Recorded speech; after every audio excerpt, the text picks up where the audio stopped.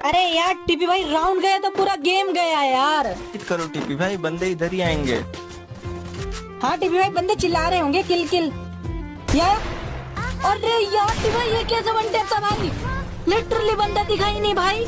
OP यार, पर सारे बंदों के मन में एक ही सवाल है टीपी भाई, फ्री फायर इंडिया कब आएगा यार? कितना टाइम हो गया, सारे बंदे ऐसे ही खेलते रहेंगे टीपी भाई। अरे टीपी भाई ओपी, क्या हम कभी ई स्पोर्ट प्लेयर नहीं बन पाएंगे क्या यार? फ्री फायर तो आने से रहा, पर मैं हूँ ना, मैं करा रहा हूँ ग्रांड लेवल टूर्नामेंट जल्द ही। और मैं अकेला नहीं हूँ, और भी बहुत सारे यूट्यूबर्स हैं मेरे साथ। आप सब बस ऐसे ही सपोर्ट बनाए रखो, आप सब हमारे साथ रहो, आप सबका फ्यूचर हम सिक्योर करेंगे। और टीपी भाई एंट्री फीस का क्या रहेगा? और हाँ, जो भी चाहता है कि उसकी एंट्री फीस ना लगे तो जल्दी से जाओ और इस चैनल को जाके सब्सक्राइब करो। स्टार्टिंग के 100 रैंडम बंदों की एंट्री फीस नहीं लगेगी। चैनल का लिंक डिस्क्रिप्शन में और कम्युनिटी पोस्ट।